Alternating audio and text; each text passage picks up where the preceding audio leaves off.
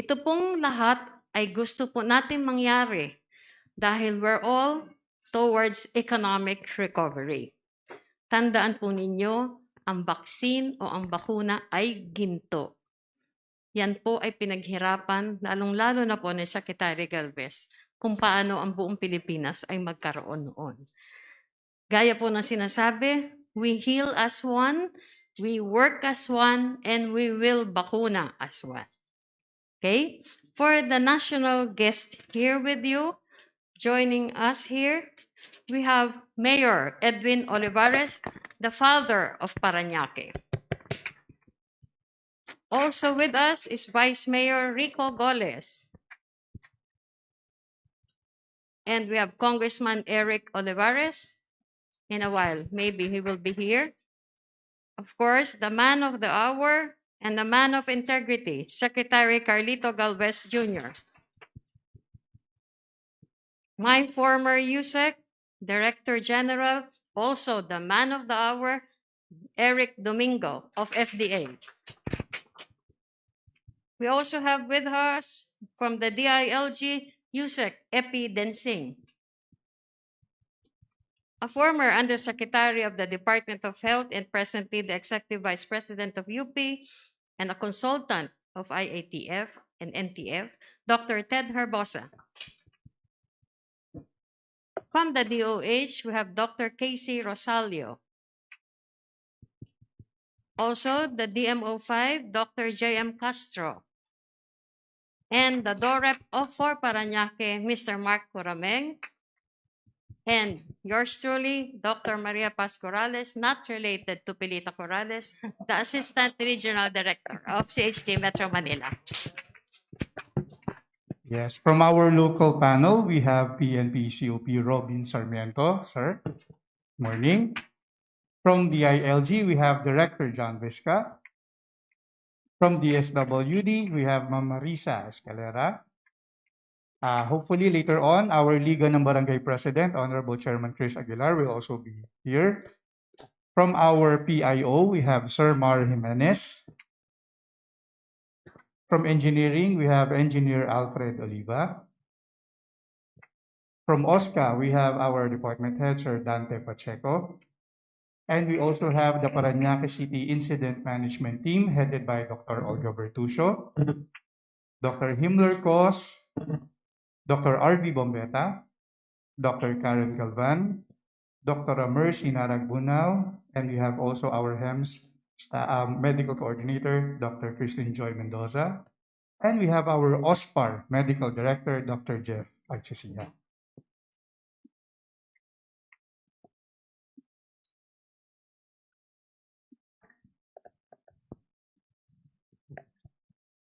To give us some messages, may we call on USEC Epidemic from the Department of Local Government.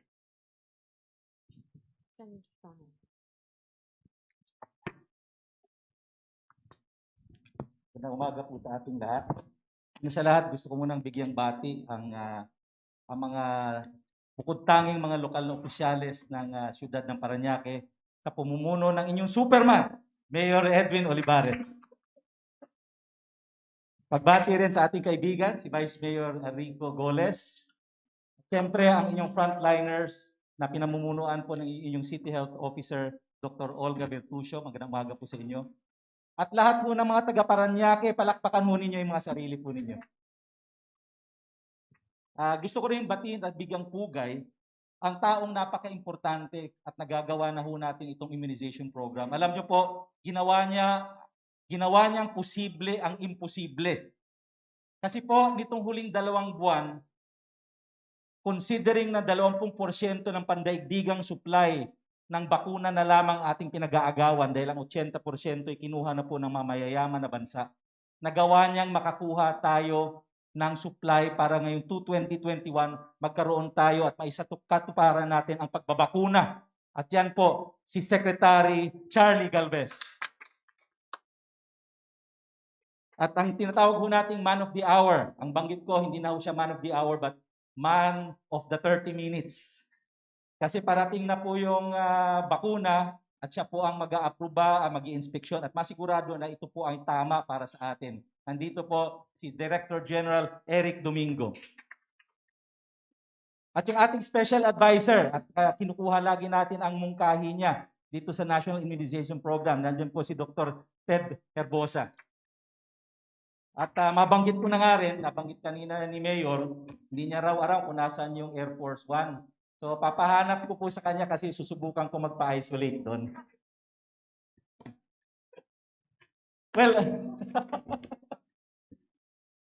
Napaka-importante po itong ginagawa namin pagbisita dito sa iba't ibang syudad ng Metro Manila dahil alam po natin na ang National Capital Region ang epicentro or sentro ng epidemya ng COVID-19. At gusto natin masigurado na una nating masugpo ang COVID-19 dito sa Metro Manila, which is the epicenter of the virus. Kaya nga po ginagawa namin ito para masigurado natin na naka-align po ang vaccination program ng mga lokal na gobyerno dito at sa buong bansa sa National Immunization Program na inaprubahan po ng National Task Force Against COVID-19. So far sa aming pag-iikot, mukhang hindi na ako problema dito sa National Capital Region. In fact, kausap ko si Director John kanina, wala na tayong problema dito sa vaccination plan and implementation nyo. Ready na kayo.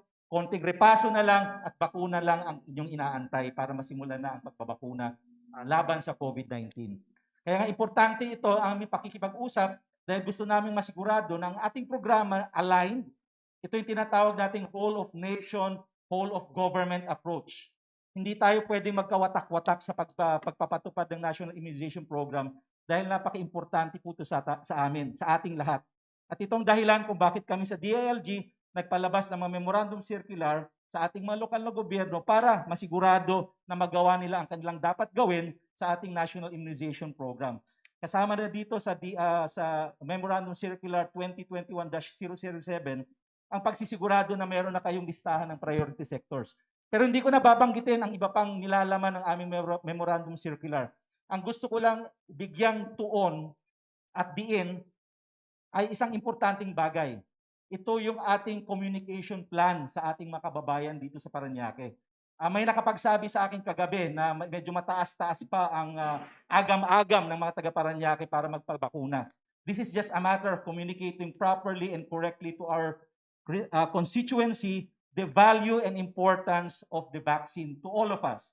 More importantly, kaya nga po sinasabi nating 30 minutes, man of the 30 minutes, si DG Domingo, dahil siya po ang nagsasabi na pag kanyang pinirmahan ang bakuna at binigyan ng emergency use authorization, ibig sabihin, nandito po yung dalawang importanteng bagay sa isang bakuna. Una sa lahat, ligtas na hindi tayo magkakaroon o mamamatay dahil sa bakuna. At pangalawa, ito po ay epektibo na naaayon sa World Health Organization standards, of which a vaccine must be at least 50 to 70% effective, at least. So pag pinarmahan na po yan ni Director DG Eric, yun po ay kailangan i-assure na natin sa ating kababayan. At kami po sa national government, mga opisyalis, and I'm sure also in the national and the local governments, magpapabakuna po tayo dahil ito po ay sa ating kaligtasan. At huling mensahe po, pagdidiin, itong pagbabakuna po, pambansang pagbabakuna, ito po ang pinaka-importanting yugto sa paglaban natin sa COVID-19. Ito na po yung binabanggit natin na kung hindi tayo magiging matagumpay dito, maraming mawawala sa ating kabuhayan, maraming mawawala sa ating kalusugan. Kaya nga binibigyan namin diin ang importansya nitong programang ito na ito'y gawin natin ng tama. There is no room for failure in the national vaccination program of the government. We have to do this if only to ensure the proper health of our citizenry, and more importantly, to win and get back the strength and the health of our national economy. Nabanggit na po ng ekonomiya ng ating bansa ay bagsak na bagsak noong nakaraang 2020. The first in the history of our country that we have 4 consecutive negative GDP growth. The only way to do this is really the vaccination program. Again, para makuha natin ang kalusugan muli ng ating kababayan at masigurado nating maibalik natin ang kalusugan ng ating ekonomiya. Gawin po natin to hindi lang para sa ating mga sarili, hindi lang para sa ating pamilya, hindi lang para sa ating komunidad dito sa siyudad ng Parañaque. Gawin natin ito bilang ambag para sa ating bayang Pilipinas. Magandang umaga po sa inyo lahat.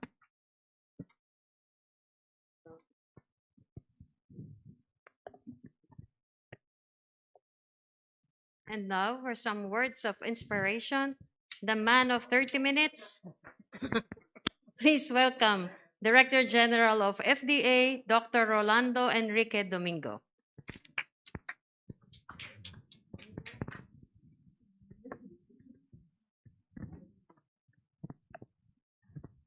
Magandang umaga po sa inyong lahat. Hindi po lahat ng code team activity na pupunta ako dahil busy kami sa FDA, ano? Pero dito po pumunta talaga ako unang-una, kapitbahay ko lang po kayo, no? Nandyan lang po sa next exit lang kami, Philinvest exit. Kaya Mayor, kung ano pong may tutulong ng FDA, napakalapit lang po namin sa inyo. Good morning po kay Mayor, kay Vice Mayor, sa atin pong mga kasamahan dito, no? Boss Sec Charlie, kahit araw-araw kami nagkikita, pag nagkikita kami, may mapagkikwentuhan pa rin kami sa dami ng ginagawa ngayon, ano? Si Yusek Epi, pinahahanda ko na yung 14-day quarantine mo, huwag kang mag-alala. May susundo sa'yo sa baba mamaya. Si Dr. Ted, nakasama ko po sa UP. At syempre po yung ating health team, kay Dr. Virtusio. Nandito ako ngayon para sa inyo talaga. Dahil meron akong konting information na gustong i-share. And at the same time, meron din akong mga ipapakiusap sa inyo, no? Dahil magro-roll out na po talaga tayo ng bakuna. Ang karamihan po ng tanong sa FDA bakit daw ang bilis-bilis na develop ng bakuna? Safe ba ito? Yan po talaga ang kauna-unahang tanong sa amin, no? At ang pangalawa, bakit daw na-stricto naman ng FDA? Bakit ang tagal-tagal? Bakit mag-approve ng isang bakuna? So, totoo po, no, wala pang bakuna na na-develop within 1 year sa history ng tao. Usually, 7 years po talaga ang development ng vaccine.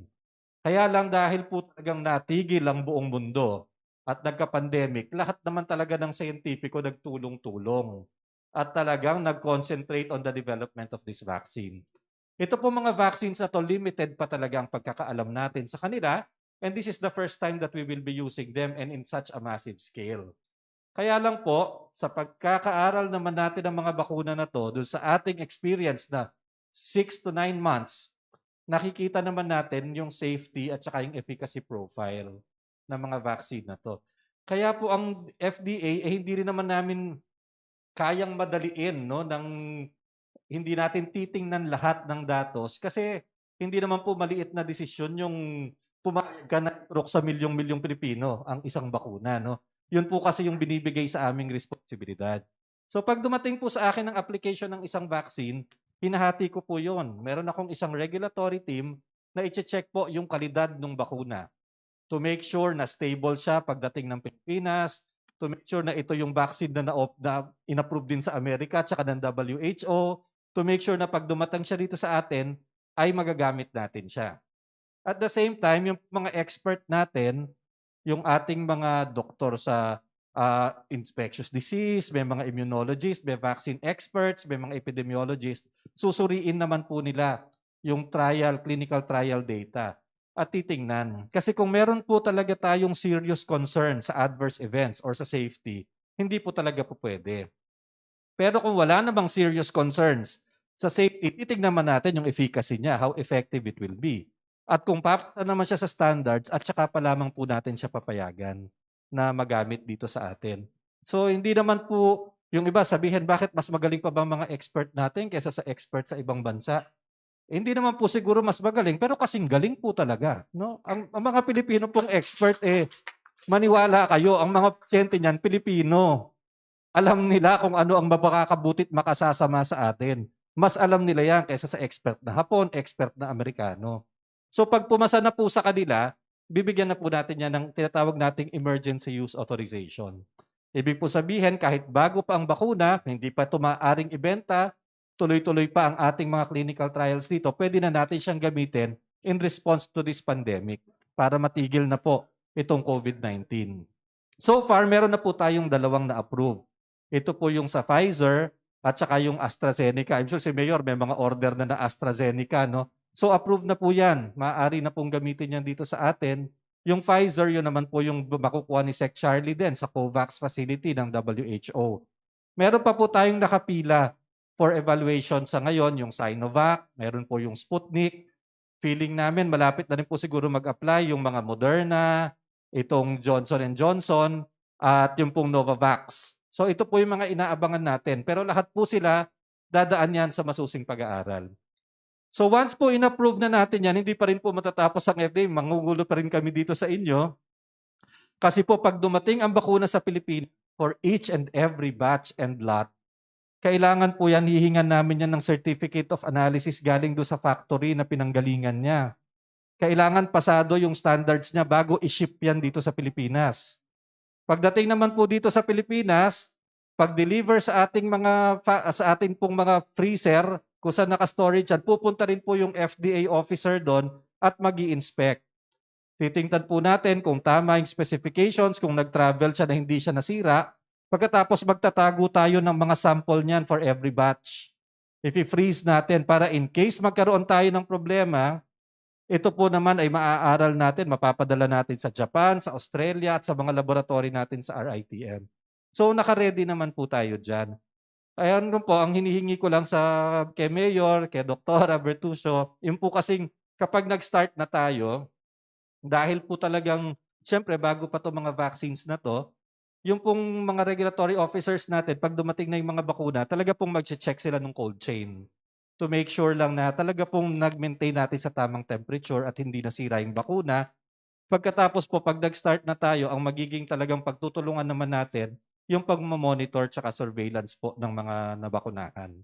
Yung adverse events following immunization. Kasi po, ang buong Pilipinas, meron na po tayong link ngayon sa FDA website kung saan magre-report kung may nararamdaman na side effects para matugunan natin agad.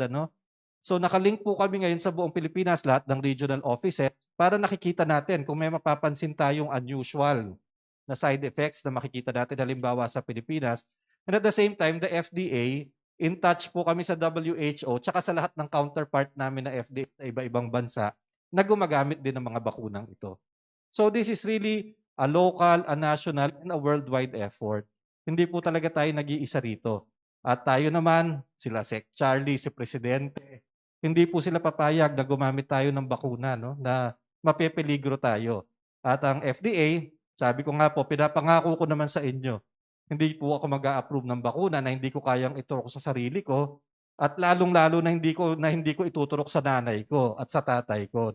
Pag po yan dumaan sa FDA, sigurado po tayo magagamit natin at makakatulong po yan sa laban natin kontra sa COVID-19.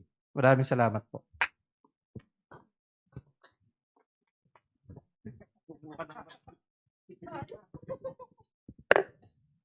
Ang susunod po magbibigay ng mensahe niya,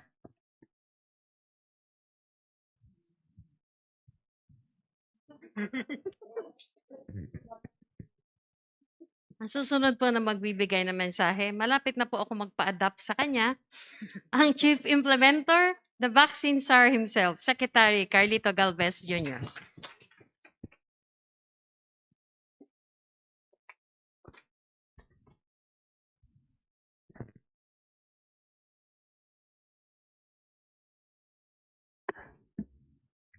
Maraming salamat po sa courtesy niyo. Please, sit down.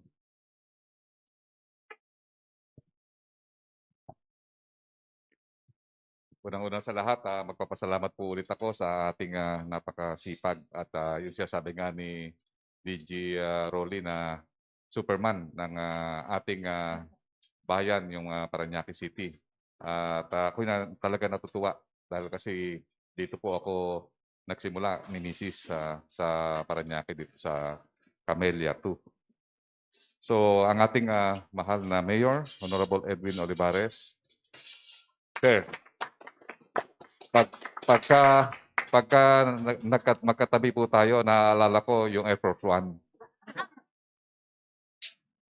Kasi first time mo akong pinunta doon. First time kasi talagang hindi ko alam yung sabi ko, ano ba yung Air Force One? Kasi tinanong ko yung mga pero ngayon nalaman ko na nung nagsalita si Yusek Epimaco Densing. Kaya taga rito rin kasi yung ano, yung ating USEC. So natutuwa po ako dahil kasi first time ko nakapunta sa Air Force One. Maganda pala. Tapos tuwa nga ako, sabi ko nga, Mayor, napakagaling mo because you are the only one that put Air Force One in good use. Kasi ginawa nating life-saving life-saving facility na ginawa natin, kinonvert natin na isa siyang tinatawag nating TTMF, yung quarantine facility. Kaya at home ako sa Parañaque. Kasi talaga sumasaya ako dahil kasi pagka nandiyan si Mayor at saka nandiyan po kayo. At akin po babatiin yung mga kasamahan po natin, si DG Yusek Rolando Enrique Domingo. Ito tinatawag nating man of the hour at saka siya ang tinatawag nating gatekeeper ng mga vaccine. Talagang minsan natutuwa po ako dahil kasi kahit nga si Mayor Yorme na yung mga binitawan na salita ni Sir DG na talagang hindi siya papayag na yung ituturok na bakuna sa kanyang mga magulang at mga kamag-anak ay hindi po safe and effective. Yun po ang isang assurance. Kaya po yung mga kababayan natin dapat you should listen to him dahil kasi talagang kung magsasalita siya, talaga nakita natin na yung buong buo, yung kanyang paniniwala na talaga yung mga darating dito ay talagang safe and effective at saka pwede po nating gamitin. Ang ating kasamahan din dito, dating USEC ng DOH, dati siya doktor pero mukhang nahawa na sa akin para siyang gupit general. Nagulat nga ako, mas maiksi pa yung gupit niya kaysa sa akin. Hindi ko siya nakilala kasi mahaba ang buhok niya dati, si Dr. Teddy Herbosa. Alam niyo, pagka may mga confusion ako sa si Doc Ted at saka si Doc Corrales ang tinatanong ko pagka silang dalawa. Then nandito rin po ang ating kababayan, si Yusek Epimaco Densing. Siya ang operations ng DILG at napakasipag po. At maraming sa orientation mo sa akin sa Air Force One. Ang ating kasamahan din dito si Dr. Maria Paz Corrales, napakasipag po nito sa mga response natin. And then also si Dr. Case Lorraine Rosario, Disease Prevention and Control ng Bureau of DOH. At gusto ko rin po magpugay sa ating mga frontliners at ang ating mga tinatawag nating heroes ng po natin sa pamumuno po ng ating mayor. And then nandito rin po si Vice Mayor Jose Enrico Goles, sir. Ang ating President and Chairman ng Liga ng mga Barangay, Honorable Chris Aguilar. Ang ating DILG ng Parañaque, Director John Vizca. And then ang PIO po ng Parañaque, Mr. Mar Jimenez. Sa OSCA Department Head, Mr. Dante Pacheco. Ang ating DSWD Parañaque, Madam Marisa Escalera, Madam. Ang ating engineer ng Parañaque Engineering Department, Engineer Alfredo Oliva. Ang ating Health Education Promotion Officer, Dr. Romer Supangan. Boss, thank you for your kind introduction. Ang ating pong sa Ospital ng Parañaque, Director Jefferson Pagsisihan. And then yung isa sa mga paborito nating mga doktor na talagang very energetic, the Incident Management Team of Parañaque headed by Dr. Olga Bertuccio, City Health Officer. Dr. Ruben Ver Bumbeta, Dr. Himmler Kos, Dr. Karen Galvan, ma'am, and then Dr. Mercy Bunaw. Sa lahat po na nahadit po ngayon na officials ng Parañaque and also to our media friends, magandang umaga po sa inyo lahat. At talagang bakuna lang po ang kulang sa Parañaque. Nakita po natin na sa kanilang magiging presentation ay magiging handang-handa na ang buong Metro Manila. First of all, I would like to congratulate Parañaque City for being classified by the Department of Health as one of the 4 low-risk cities in Metro Manila in terms of active COVID cases. So palakpakan po natin. Alam nyo, Mayor, minomonitor ko yung, yung inyong mga cases at saka yung tinatawag nating CUR, yung critical utilization rate. Minsan, kayo ang last, minsan kayo ang pangalawa na ibig sabihin na pinakabababa. Nag-uunahan kayo ng tagig na talagang sa active cases. Kasi minomonitor ko po yan as being Paraqueño at saka being your big brother. Talaga tinitingnan ko yung yung mga cases natin. And tuwa po ako na Parañaque talagang napakatibay ng kanyang prevention at saka yung talagang PDITR strategy niya. At alam natin na kasi siyempre ang ating pamunuan, siya rin ang namumuno sa sinatawag nating Metro Manila Council. Kaya talagang yung leadership niyo po, Mayor, napakagaling. Palakpakan po natin si Mayor. Ibig sabihin po nito na naging epektibo ang COVID-19 prevention and mitigation efforts ng local na pamahalaan na Parañaque, kaya nagawa nitong maibaba ang kaso sa COVID-19 sa lugar. We would like to congratulate Dr. Olga and your team. Talagang ibang-iba ang Parañaque kasi nakita natin based on science, based on tinatawag nating medical expertise, yung mga decision-making process na ginagawa po natin dito.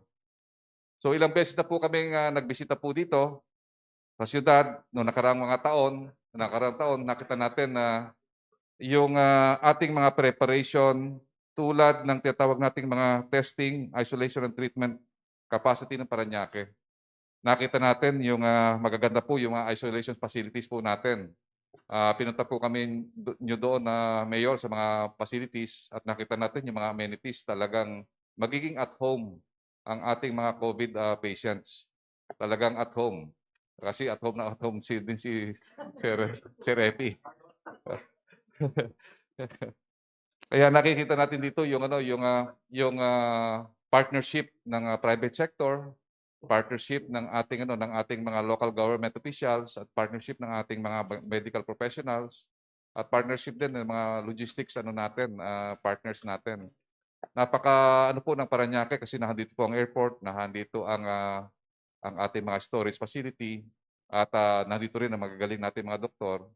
I'm pretty sure na wala po tayong mawa-wastage na bakuna. Sinasabi nga ni Dr. Pascurales na yung ating bakuna ay ginto. At ito po talaga ay nakita namin sa pamumuno po ng ating kababayan na si Sir Edwin, si Mayor Edwin ay talagang magiging maayos po ang ating vaccination plan.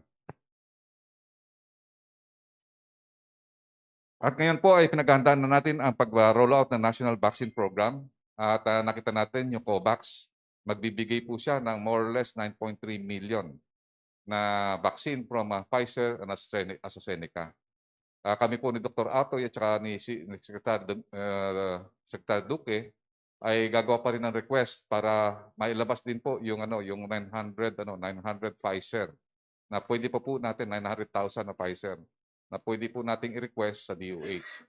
So mamaya po humingi po kami ng pagpupulong sa pamunuan ng WHO at yun po ay sana ma-release po yung possible na additional Pfizer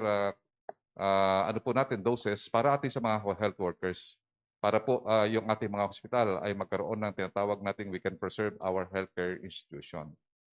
At nakikita po natin na sa pagpupulong po namin sa kabinete at kahapon nagpulong po ang NITAG at saka yung IATF na ilabas na po natin yung resolution na talagang pinagtibay po doon na talagang uunahin po natin, Mayor, yung talagang ating mga healthcare workers. Simula sa COVID referral hospitals at saka mga hospitals ng national at ang ating mga local government hospitals na sila mauunang mabakunahan. Kasi po ito po ay dapat po tayo sumunod sa tinatawag nating WHO SAGE at saka sa framework ng ating DOH at ng IATF. Kasi po ang po natin dito ay mapangalagaan po natin ang most vulnerable people na talagang nagseserbisyo para dito sa COVID-19. At yun po ay nilaan po natin sa ating mga healthcare workers. Nung una, nakita natin, kami kinakabahan dahil kasi talagang nakikita namin sa first and second quarter, talagang nahihirapan po kami ni DG Domingo. Talagang ang alam namin talaga yung 20% na lang ang natira eh.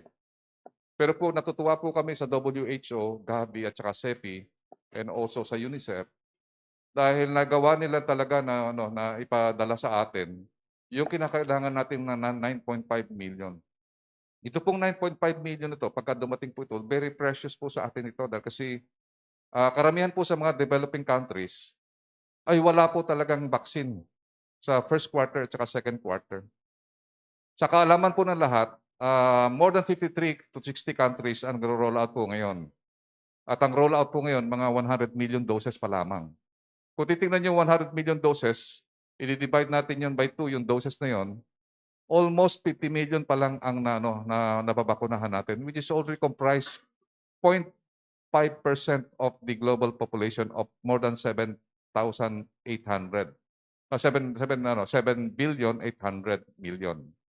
So kung titingnan natin talaga, yung sa lahat na gano'n na yun, na more or less 53 to 60 nations, yung 70%, 4 na country pa lang yun. Meaning, yung main bulk ng immunization na ginagawa globally, yung 70% ng 100 million, yung tatawag na 70 million, 4 na country lang yon. US, China, yung UK at ang yung ibang sa Europa, yung UK. So nakita natin there is really yung disparity of inequality sa ating access sa vaccine. At nagpapasalamat po kami sa WHO na nagawa po talaga na maibigay po sa atin yung initial rollout na kahit kakonti na 117 at least malaking maitutulong po yon. 58,500 po na doctors and nurses and healthcare workers ang at least magkakaroon ng added protection para po sa atin. Pero sana magdasal po rin po tayo na yung COVAX kasi nakikita po namin sa news na nagkaroon po ng magandang development yung ibang mga vaccines. Lately, maganda ang result ng Novavax. Lately, maganda ang result ng tinatawag natin ng Johnson & Johnson's. And recently, yung Sputnik, nakita natin na 91.5% ang kanyang efficacy. At saka maganda yung regimen na ginagawa niya na yung adenovirus 26 and 5 ang ginagamit niya na tinatawag nating adjuvant. So yun ang nakita natin na at least sa Johnson & Johnson and Novavax pa lang, meron na tayong kagad an additional 3 billion na pwedeng niya this year. Kasi ang Novavax, they can produce 2 billion through Serum Institute of India. At sa kabutihang palad, nakakuha po tayo ng 40 million sa Novavax. Nag-take risk po tayo. Actually, nag-take risk po tayo na na kumuha noon, wala pang result. Pero sinabi sa amin ni Madam Gloriani, sabi niya, General, kumuha ka ng Novavax, maganda yan. Kasi sa protein yan eh. So, yun ang ibig sabihin natin na dapat maniwala tayo sa mga scientists natin. Kaya nung kami kumuha ng portfolio na 7, malakas ang paniwala natin sa ating mga vaccine expert. Hindi niyo ba alam na tayo'y nag-donate sa China noong 1938 ng vaccine? Tingnan niyo ang history natin. Ibig sabihin, magagaling yung mga vaccine expert natin. Kung meron lang tayo na tinatawag na additional natin na kung magkakaroon tayo ng vaccine institute or yung tinatawag na vaccine center, madidevelop ulit po natin yon. Kung titingnan po natin, hindi po ako nagkakamali, 1938, nag-donate tayo ng vaccine sa China. Nandun po sa picture, nakita ko yung pinadala po sa amin. Ibig sabihin, magagaling talaga po yung expert. Kaya po, Sir Dr. Domingo, palagay ko mas magaling yung mga expert natin sa iba.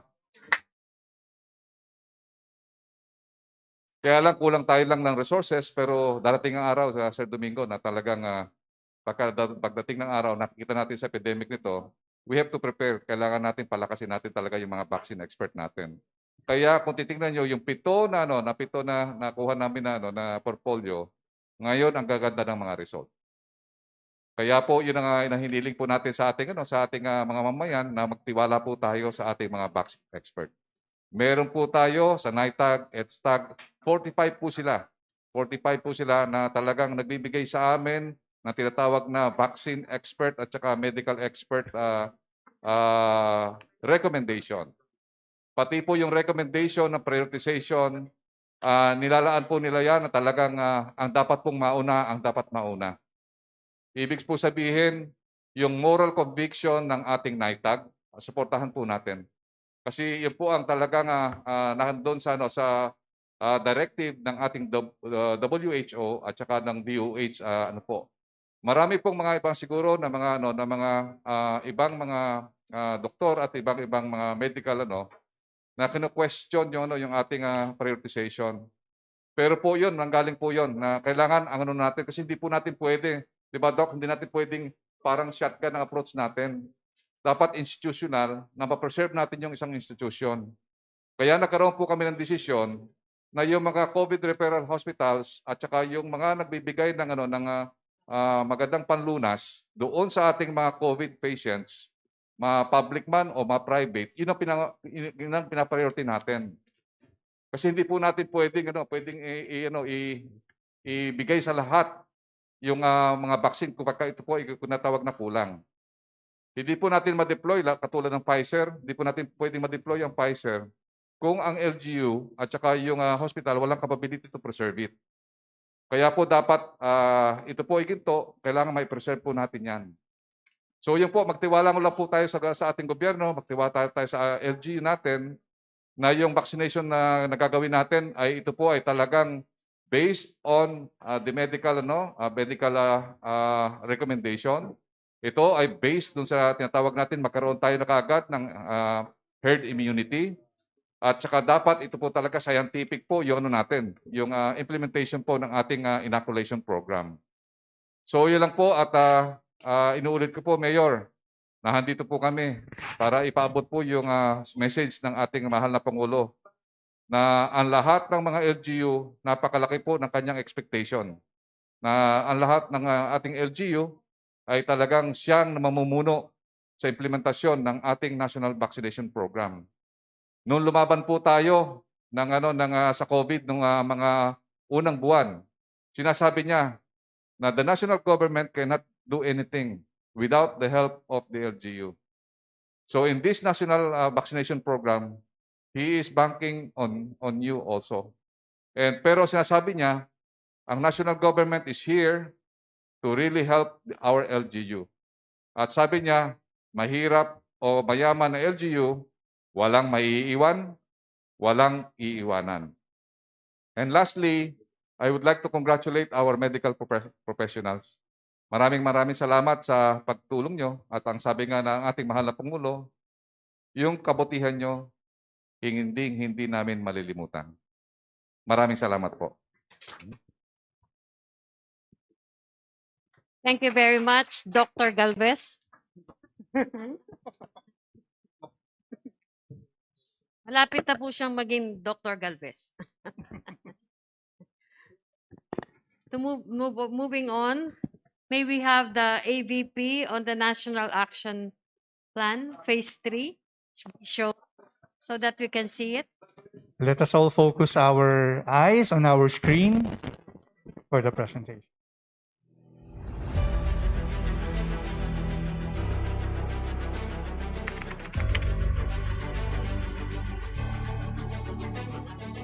Mahigit isang taon na ang nakalipas nang magsimula ang pandemyang COVID-19.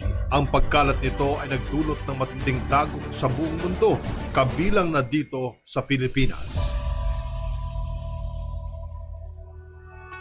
Ngunit sa pamagitan ng iba't ibang hakbang na inilunsad ng gobyerno laban sa COVID-19, unti-unti nang nakakabangon ang bansa habang nilalabanan ang virus. Marso nung nakaraang taon, ipinatupad ng Administrasyong Duterte ang Phase 1 na National Action Plan against COVID-19. Layo nitong matugunan ang krisis sa kalusugan.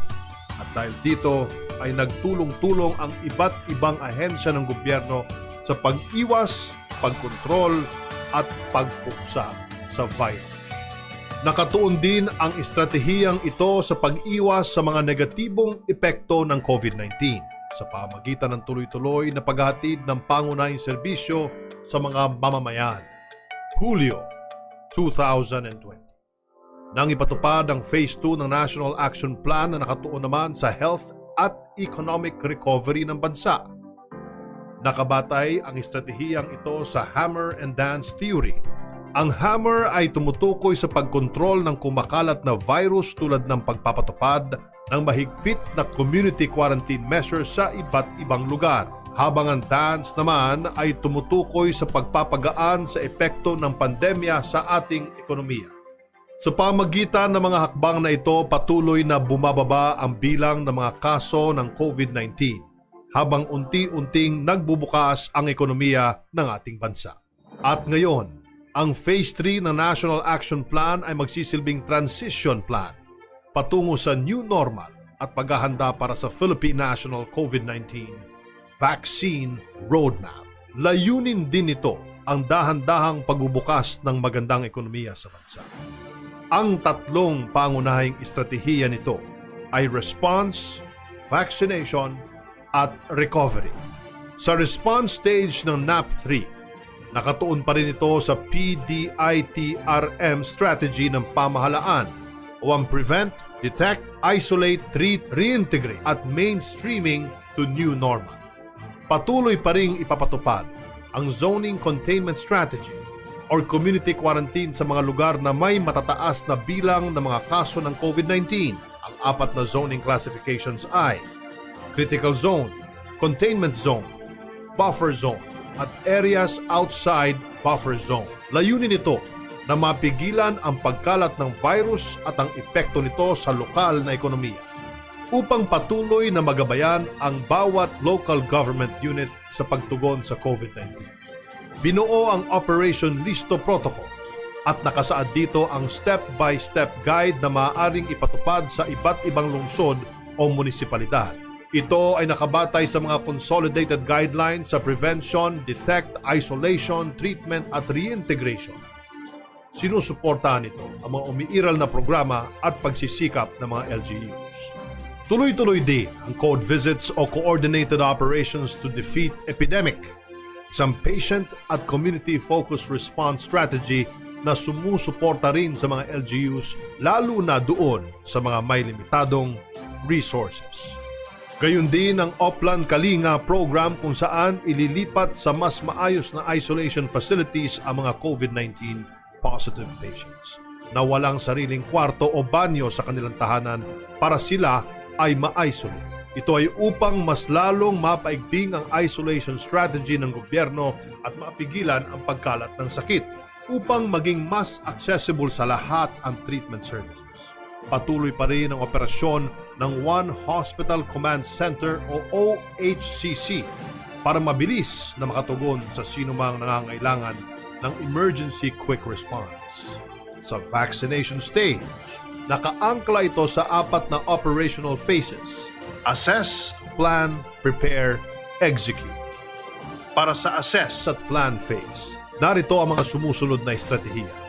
Number 1, pagbuo ng mga mekanismo tulad ng Vaccines Expert Panel, National Immunization Technical Advisory Group, at Health Technology Assessment Council para makapagsagawa ng scientific evaluation at selection ng vaccines.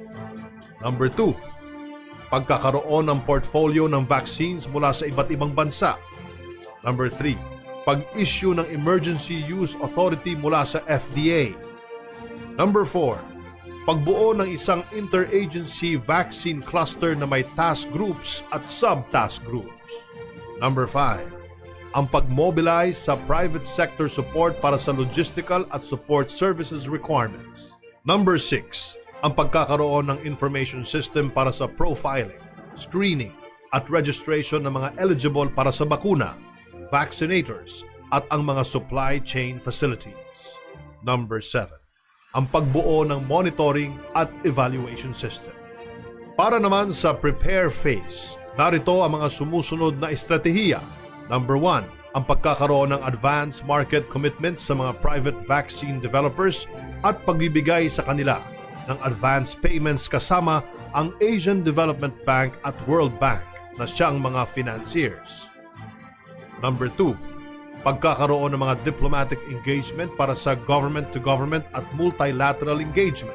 Number 3, pagkakaroon ng iba't ibang mode of financing, direct procurement through RA 9184, COVAX facility, multilateral loans, bilateral loans, private sector financing through a tripartite agreement.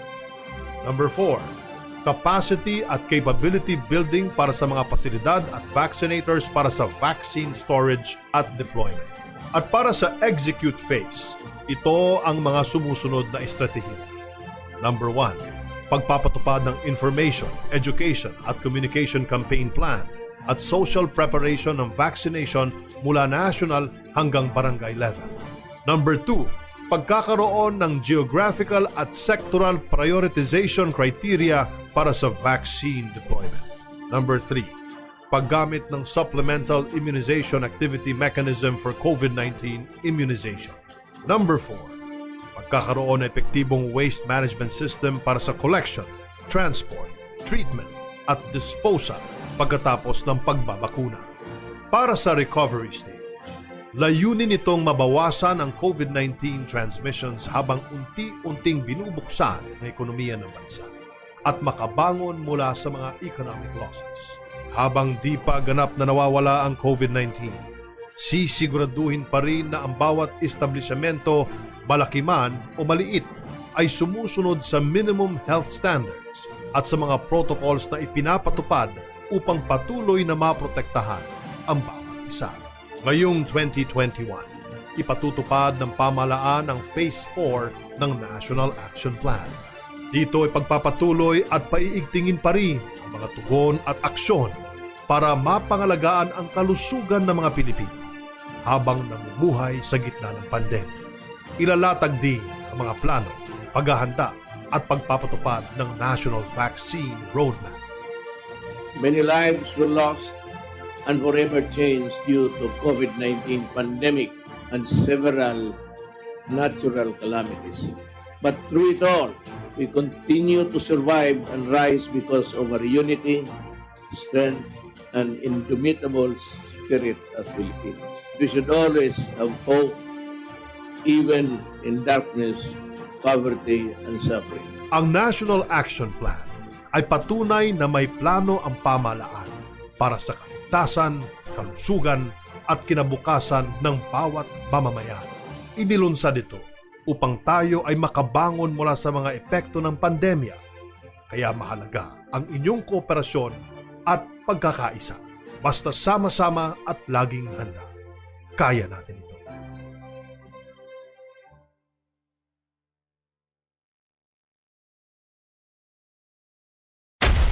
For that wonderful presentation. Now we will proceed to the local COVID-19 situation report from the LGUs and COVID-19 vaccination plan. Kung kanina po, na-meet po natin ang Superman ng Parañaque City, i-introduce ko naman po sa inyo ang Wonder Woman ng City Health Office. Siya rin po ang aming leader ng Incident Management Team at ang City Health Officer ng Parañaque, Dr. Olga Vertusio. A pleasant good morning to our dear Secretary Galvez, Sec Charlie, as fondly called by so many, to our dear Mayor, and to the team, to the whole team of the IATF who are with us today. Please allow me to stay here to do the presentation for your better view. Thank you po. So this morning, truly the different words of our experts, no? And the different words coming from our mayor, and no less than our good secretary and the different experts, the leaders, Secretary Densig, and of course, no less than DJ Domingo being here with us, and Dr. Ted Herbosa. These are the people that we truly looked up to.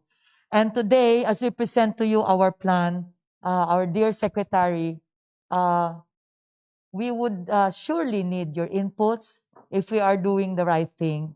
But this plan have been thought and faced by the different health workers and different leaders together with our mayor and together with the task force which was established by our mayor to address this pandemic. So Parañaque City, our code updates and the COVID vaccination plan.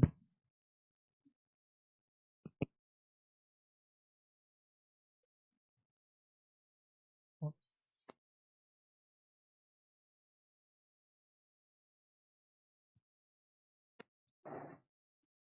Next, please.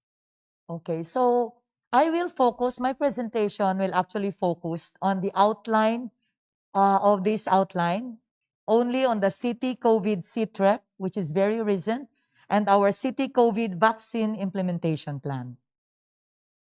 Next, please. For the updates and the latest data that we have for our city, as you can see, the city of Parañaque to date, since we have started this pandemic, have a total confirmed cases of 8,723. And of these cases, we have a 96.2% recovery rate. And our death has remained, and we were able to maintain that at 2.6%. Even as we go through the different number of weeks, we have an increase of 3% for our growth rate, 2 weeks growth rate. And our ADAR, or our average daily attack rate, has went up to 2.3, but this is only from the months of January to present. To date, as of January 21, this is the total number of case detection. These are the case doubling time that we have at the moment at 175 days. So medyo mahaba siya, no? And we are so happy with that. Next, please. In terms of our average daily attack rates, you will notice that's a 2-week growth. We have identified some of the barangay that actually manifested, no? And posted this average attack rates. But unfortunately, these are very small barangays, no? If you will notice, we have Don Galo and La Huerta are very small, Vitales, Tambo, and San, compared to having the big attack rates in the bigger barangays. Next, please. For the past year, the year of 2019, the creation of the PDITR strategy and the code creation, which was downloaded to us by no less than our IATF, deeply helped us to pull through with this pandemic.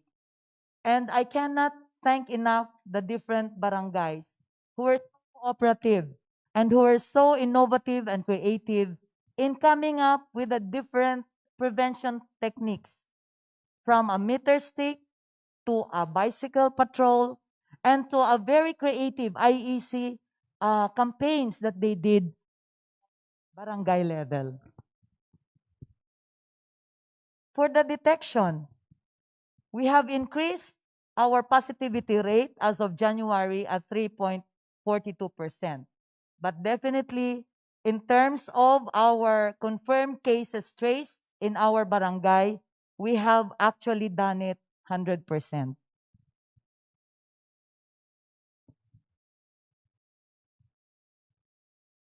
Okay, in terms of our close contacts, which are monitored by our barangay, we were able to do it at 1:6 ratio, no? Yung confirmed cases to close contact ratio.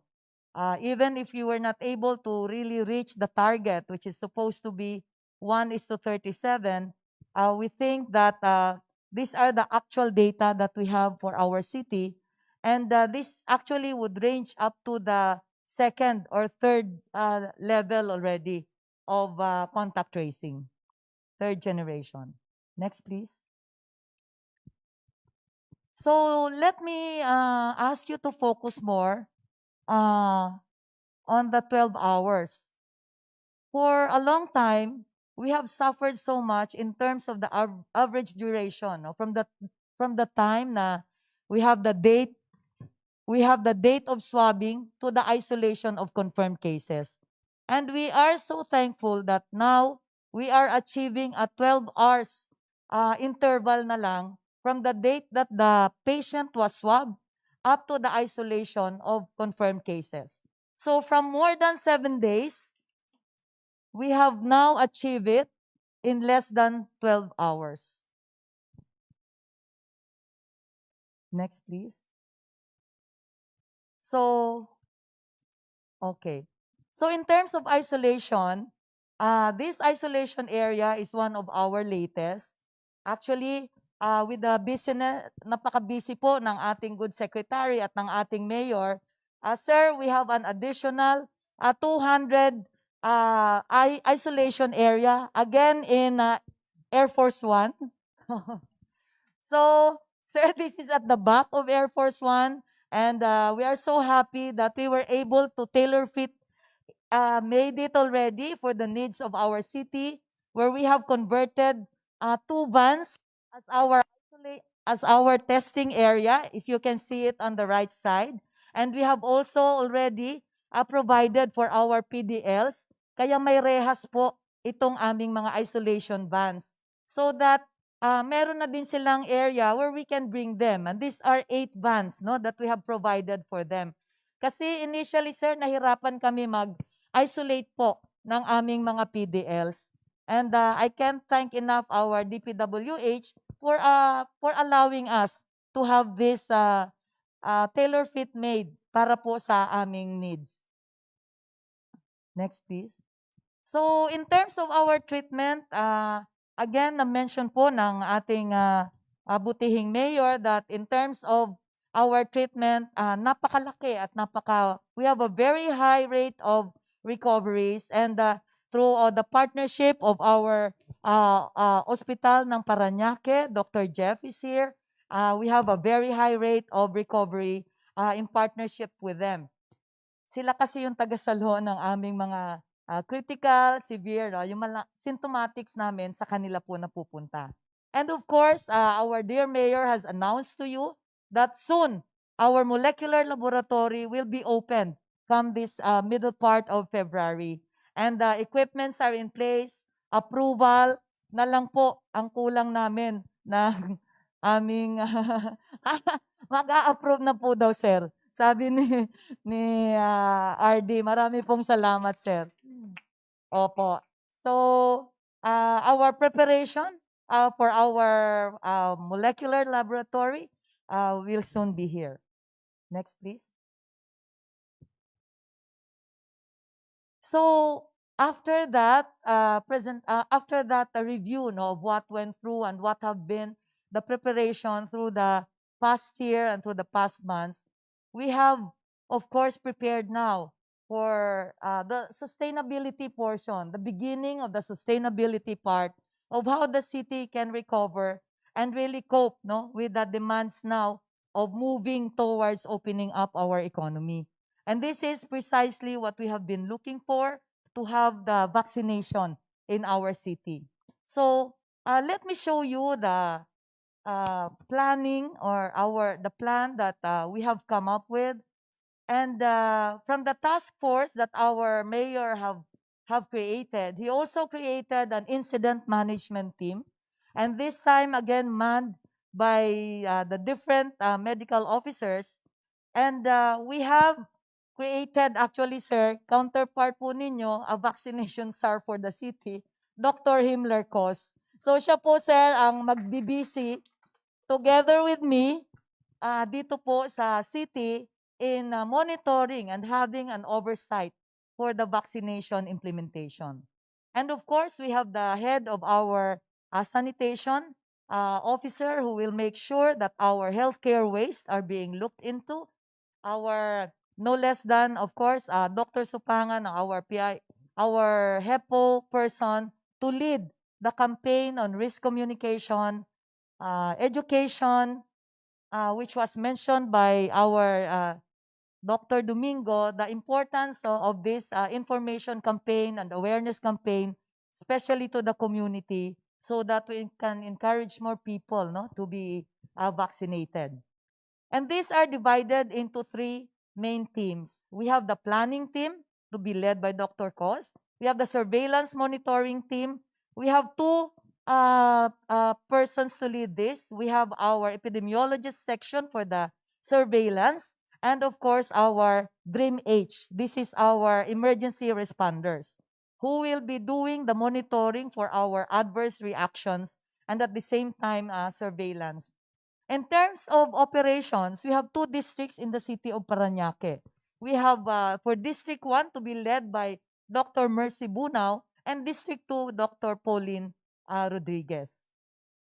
For our admin and finance and who is looking into the technicalities of all our plans is Dr. R.V. Bombeta, and the logistics, of course, is Dr. Karen Galvan. This is in meeting with the different providers, making sure that all our logistics and our needs, especially the storage areas as well as the needs during the vaccination sites, are already ready and good to go.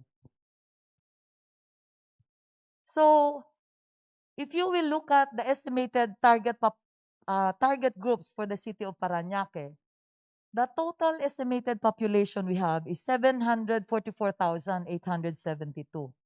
Of this, the target population to be vaccinated at 60% of our total population is 446,923.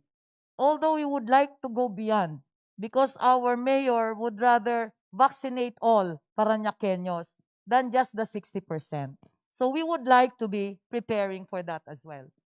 In terms of prioritization, we have been guided by the guideline. We have been guided by no less than the communications, which was downloaded to us by our Department of Health.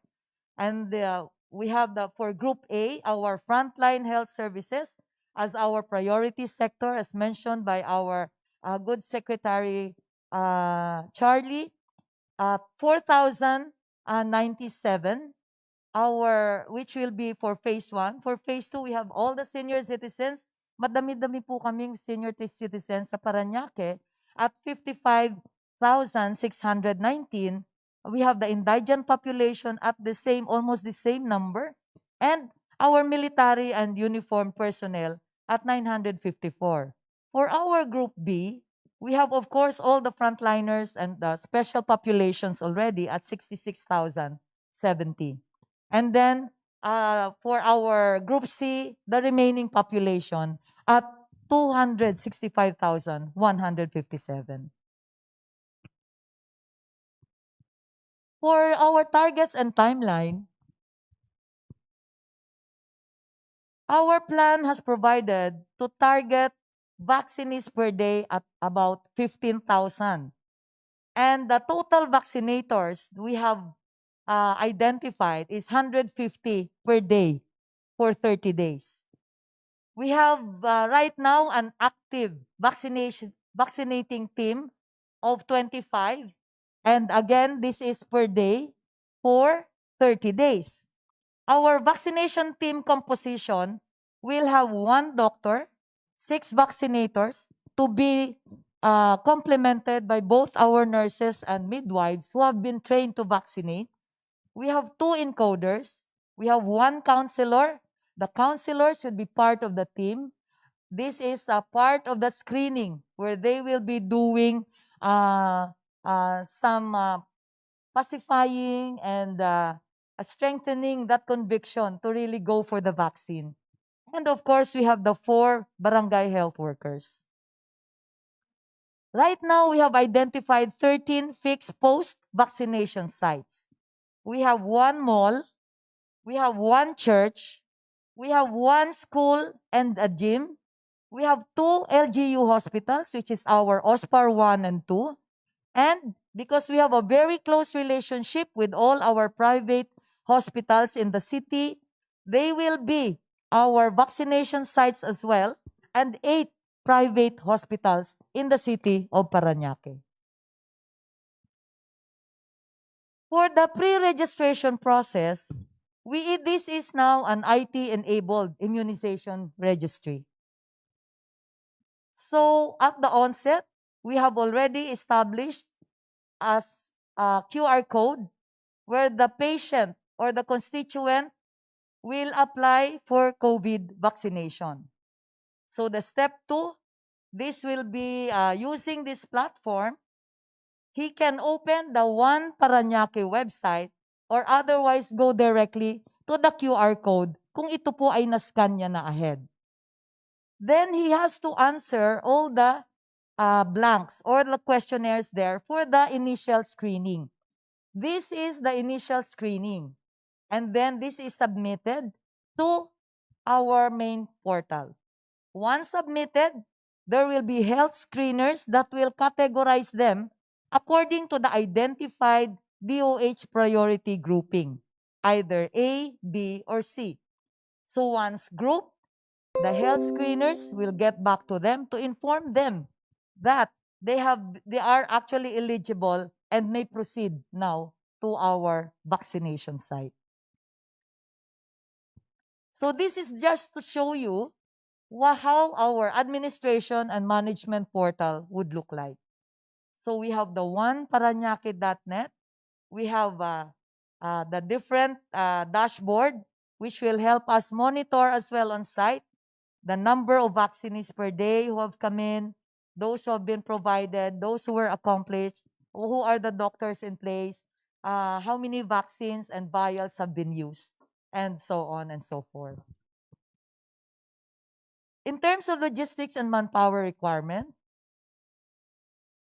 our current logistics and cold storage, we have already actually identified and scanned the different health centers in our city. Right now, we have 32 refrigerators. Ang freezer po namin ay 9, but these are all functional. And these are actually present in the different health centers. No? So, in terms of energy source, in place naman po siya with electricity. And of course, we have 226 vaccine carriers, which we might need, no, especially during the implementation, actual implementation already. Now, in terms of required logistics and cold storage, we have identified most especially the need for the total storage volume requirement. And as mentioned by our dear Mayor, we have actually a lot of storage area or a lot of cold storage facilities in the city of Parañaque. So parang hindi naman po kami natatakot on this. And so the total storage volume that we will be needing would be at 80,198. So in terms of our vaccine needs, at 5 doses per vial, we have computed that actually the required number of vaccine doses that we might be needing for the city. And the total for all the different subgroups have been 992,169. And as mentioned already, that our mayor has actually have initial purchases of the vaccine. And our dear secretary also mentioned that we will have a lot of vaccines coming at hindi po tayo dapat matakot. And dito sa ating requirement for the total population of the city, probably we will be more than enough and there's really no need to purchase additional vaccine. So maraming salamat sa ating putihing Secretary Galvez for that. So in terms of the current and required manpower, the LGU nurses that we have right now is 100. Our midwives is at 40. We also have the healthcare providers network nurses. These are the private providers in the city who have been very active, no, in partnership with us. And they have 300 nurses at present. So with this composition, in terms of our active vaccinating teams, next please, we will have a gap of manpower sa encoders lang naman po. So 30 encoders will be needed definitely to have a seamless implementation from the registration to the monitoring of our vaccines up to the reversal and the disposal. And actually, I would just like also to inform the group that my mayor has already tasked me kung ano man po ang manpower needed. He said that go ahead and hire. No? At maraming salamat po, sir. For our activities when it comes to our demand generation, right now we have created a lot of IEC materials and we're using a lot of our social media.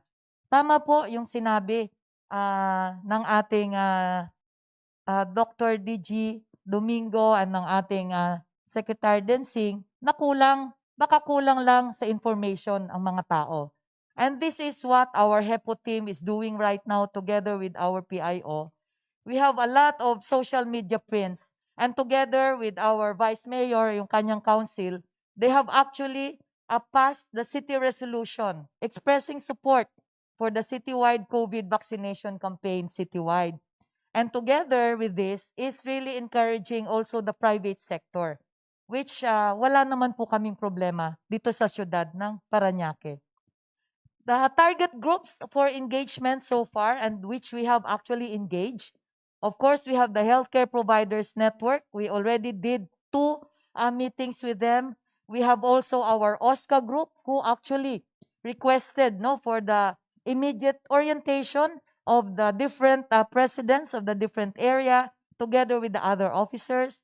Also our PWDs, our barangay local chief executive and their staff have been oriented and given awareness on what our vaccination program, what it will entail, as well as our DepEd group. Now for the vaccination process, please allow me sa amin po mga IATF, we have actually applied the simulation in Ayala Mall. This is role model of what you can say a public and private partnership. We did not actually request them. Ayala Mall went out of their way to offer their place to be the vaccination site number 1. So we immediately planned out the place and I would like to show you a short video of our simulation for this process. This was done in January 28, where an initial setup. So our mayor and no less than our Ma'am Janet Olivares joined us from the entrance. This is on the 5th floor of Ayala by the bay.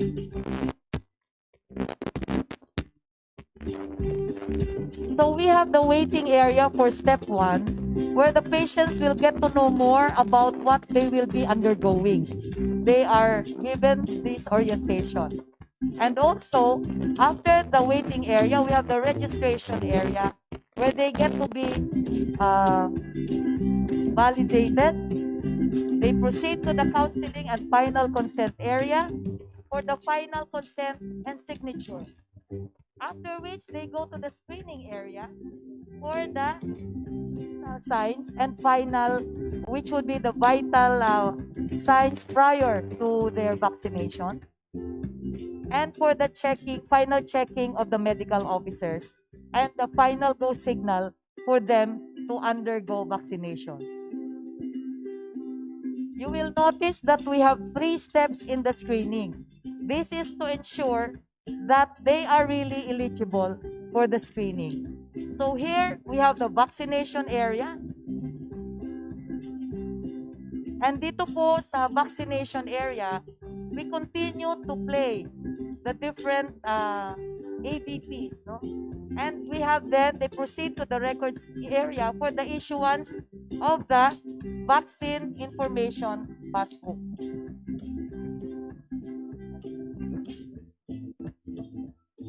So the vaccine information passbook, after being vaccinated, they now are, tawag namin sa kanila po ay mga VIPs. And they will now proceed to step 6, which is the post-vaccination area and monitoring area. So, ang Ayala, pinagbigyan po kami at inopen up nila lahat ng kanilang cinemas. Napaka-comfortable, and at the same time, now they will be also the exercise, mental health facility area as well. So we have already emergency team for any incidents, no, after the vaccination. So dito po sa area na to, we will have a standby ambulance ready na nasa diretso lang po yun sa area na to. What is beautiful with this site is that more than just the different steps, makikita po natin that at the same time, a continuous education video and IEC materials have been posted all over the area. And nakakatuwa po yung Ayala because pinagbigyan nila kaming gamitin yung kanilang mga LEDs to where we continue to post the different IEC materials and information para po sa aming mga clients. And of course, if the plan doesn't work, change the plan, but never forget the goal. With that, maraming salamat po.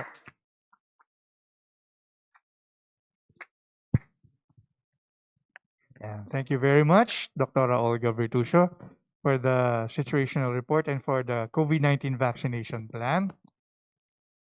Now to proceed, for the DOH feedback on the LGU plan,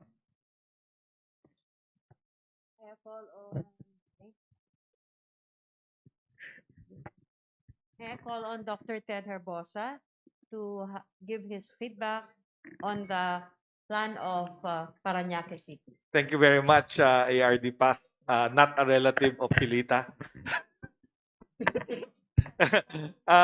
Congratulations, Mayor, at saka si Dr. Olga. Talagang magaling to sila, Dr. Olga, at saka si Mayor Olivares. And I wrote down about 8 comments here. So number 1, I'd like to congratulate the use of digital technology. Alam nyo kasi alam ni Olga to kasi ang vaccination program natin under 6, mga nationwide, ang binabakunahan namin, mga 2 to 3 million kids lang. Compared to our project now, under the vaccine SAR, is to vaccinate 70 million people.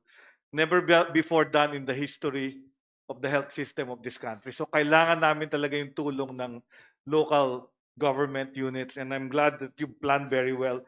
And the use of digital technology will hasten talaga. And nakita naman with your presentation. I like the way you have planned everything. Sinunod nyo yung mga suggestions ng National Task Force, and I saw the different elements there. Tama, no? I'd like to tell everybody, with the mayor and the vaccine SAR, na Dr. Olga approached me, and the problem of hesitancy is really the major problem, and many people, and she verbalized that. I think that's very important, no? All of us have a role in educating everyone we know. Even an ordinary interaction with a taxi driver or a public person, sometimes you ask them, magpapabakuna. That conversation alone can actually promote vaccine trust. So kailangan gawin ng every citizen of Parañaque yun and become part of it. Not only the HEPO as a formal face-to-face.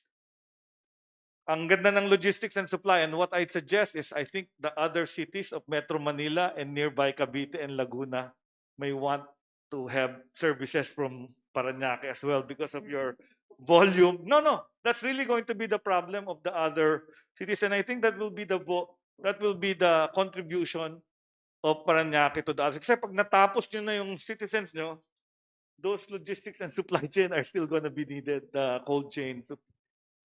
So I congratulate the leadership. Napakaganda. I think a project like this really needs a lot of leadership and governance. So hindi to mangyayari kung walang magandang strong leadership. Ang nakita ko is that medyo kulang pa, Doktora, on your plan for adverse events from immunization. I think that's the one that I like to see the simulation of. You have a very nice area, which is the mall. Nilagay ko nga dito. But ang fear ko dyan as a emergency guy and risk manager is, paano pag meron tayong anaphylactic shock doon? Paano, saan mo iti-treat yung ano? Kasi I always think of the worst case scenario. So it's very important to have how to treat allergies there, how to treat an anaphylactic shock, even hysteria, ganon, hysterical people. So kung i-incorporate nyo lang sa plan yon, so maisip natin yon, maybe an ambulance, anong hospital, anong malapit doon. Parang doon yun sa Memoa, di ba? Tama ba? It's the by the parking of ano. Wala yata hospital doon sa area na yon, ano. So we have to count the minutes, especially for the worst case. Ako lang naman doon sa worst case. So tapos mall nga siya, so it's public, so ganun yung ano. Yun lang. So congratulations ako. I'm very happy with how you've done it. Very good. Sir, please allow me to respond as well.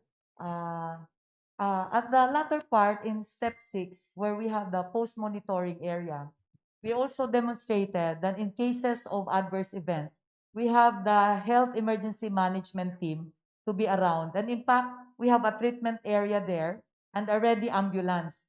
We have already the plan and the map out of the different hospitals all over the city, and the exact time that how long will the ambulance travel from Ayala Mall to the hospital site. So this has been plotted and this has been identified po, sir. Hindi ko lang naisama dito, but actually it was shown in the picture po. So maraming salamat po, sir. Of course, I have my team here who worked day and night to have all this plan in place and together with our mayor. Thank you, Dr. Olga. Now, can we have more feedback or updates or comments on your plan by Dr. Casey Rosario? Good morning, everyone. Good morning, Mayor.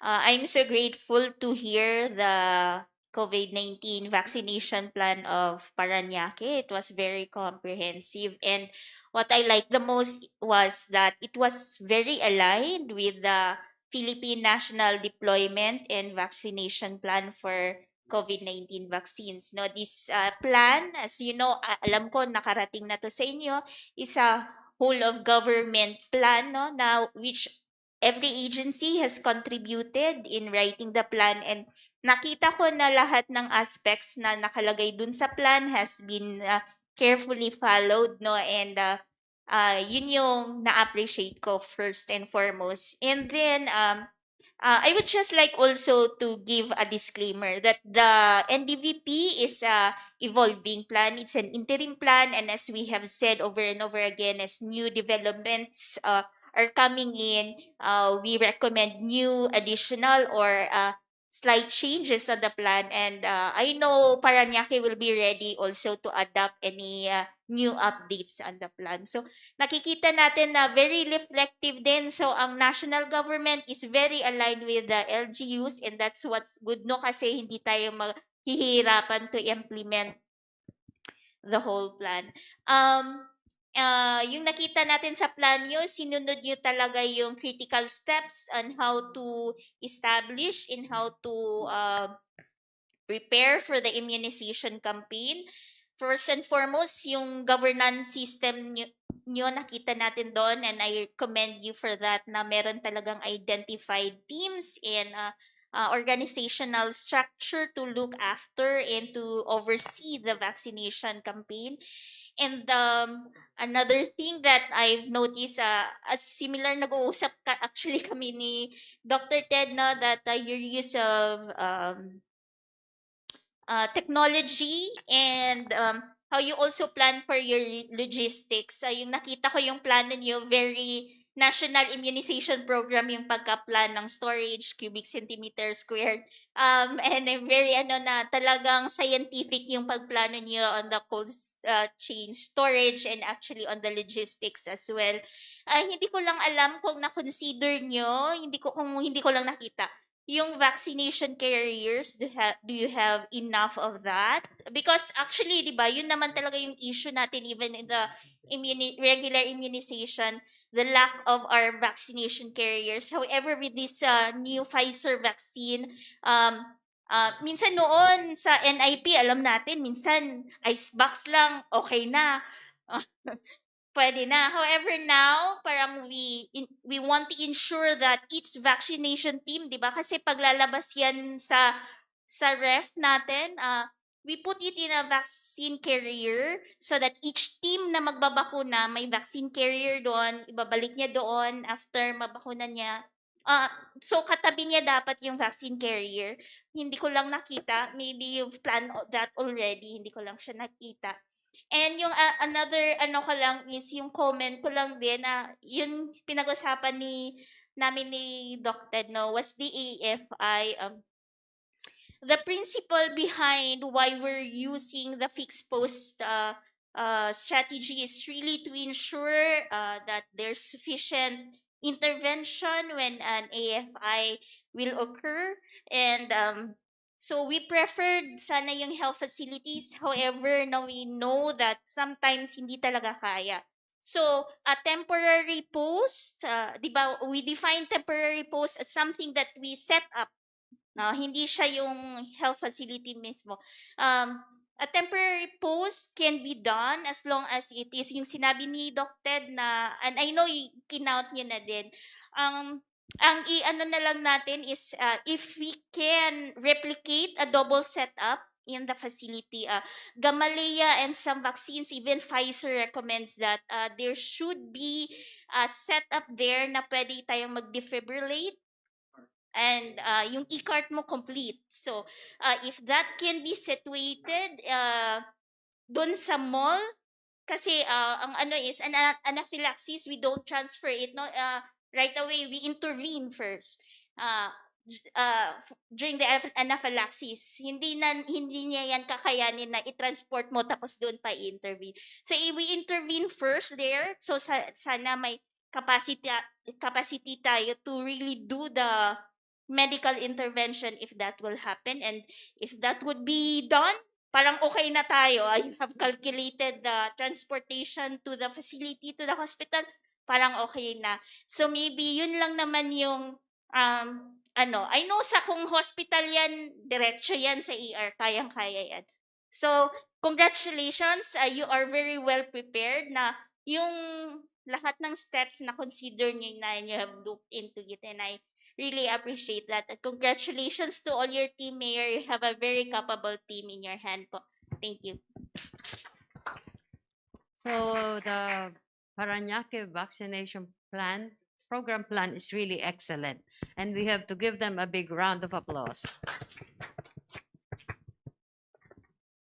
An additional comment, if you don't mind. Kasi we really advocate you to have a vaccination operation center, because there's a national operation center, a regional operation center. So I'm looking for the local operation center, kasi yan po ang hub. Yan po pupuntahan ng lahat ng tao na kailangan ng data, kailangan ng kung anong information dito po sa inyo. Actually, RD, thank you for that. Actually, we have set up an OPSEN, and this is in the City Health Office, again, because of lack of space, and to facilitate as well communication within the team part of the INT. We have set up an operation center where we have all the dashboards, the coordination from the health center to us, the release of different logistics communicating to us from that hub. And we also have the CHIS to facilitate this communication. This is our COVID health information system, which is very much functional and was very helpful, was established during the time of the pandemic, no? Yung the pandemic phase in 2020, which really facilitated all the communication. Tapos RD, please allow me to respond to the kind comments of our Dr. Kisha. Doktora, tama po kayo. Very important that we should be more than ready when it comes to adverse reaction. Actually, isa yon sa una namin inihanda po. So, if you will notice that doon sa site, hindi lang namin siya naisama sa aming isolation, sa aming baka hindi lang nahagip. We have an oxygen tank there. We have an oxygen tank and we have capable EMTs and nurses who have been trained on ACLS. So, it's just that wala lang po kaming fibrillator. Opo, yun po yung kulang. So, tama po kayo, Doktora, that we have to definitely stabilize the patient first before we move them. And with that, we will be coordinating closely with Ayala Mall. If we can set up the FIB in their clinic so that we can, after the stabilization, we can just move there or proceed immediately because we have a standby ambulance doon sa 5th floor, actually 7th floor, and we also have a standby ambulance sa baba po, sa ating ground floor. No? So, it will be to really facilitate no, the fast movement of any event ng adverse reaction. And, opo, yon. I think Dr. Domingo has some comments. Dagdag lang na konting advice kay Doktora. Kasi pwede naman talaga nating ma-minimize yung risk. Like we know, certain vaccines, mas may possibility ng allergic reaction. So pag mRNA yung gagamitin natin siguro, like kung Pfizer or si Moderna later on, yun na yung gagamitin natin sa hospital setting natin gawin. Huwag natin gawin sa mall. Tapos, when we screen our patients, nag-online naman sila na registration, pag may history ng allergy, sa ospital na natin siya pabakunahan. Huwag natin siyang tanggapin sa mall. And this will really decrease the chance na magkakaroon tayo ng emergency na kailangan pa natin dalhin sa ospital. Sir, thank you for that, for validating our plan as well for that. Dr. Jeff is here and he was part of the discussion already. In fact, our dear Dr. Domingo, we already did prepare for that. In fact, in our guidelines, this is a local guideline, which with your kind indulgence, we have set up rules that only 60 years old and above will be vaccinated in all the private facilities and the OSPAR 1 and 2. All with comorbids, all PWDs actually and OSCA. So the rest of the population that are between 18 to 59 years old will be vaccinated in the normal identified sites po. So this will be a lesser worry for us and stress for us as well, sir. But make sure, sir, that our private hospitals have been properly informed on this. And in fact, we just had a meeting with them yesterday and they are one with us in really also providing these services po. Thank you, sir. May I just echo what Secretary Duque has been saying? You have to implement this plan with speed, precision, and transparency. Everything is a good plan, but it is in the implementation that it will be tested if it is really a good plan. Okay, so we now start our open forum. Do we have any questions on the floor? May I just remind you to please focus the questions to the vaccination program lang po. And if you could limit your question to one para po mapagbigyan naman po ang ating ibang kasamahan na magtanong. Pakisabi lang po ang pangalan ninyo, ano pong media network na inyong nire-represent, at sino po ang gusto ninyong magtanong ay sumagot sa inyong tanong. Meron pong mga microphone, nandiyan po. So you can start the question now.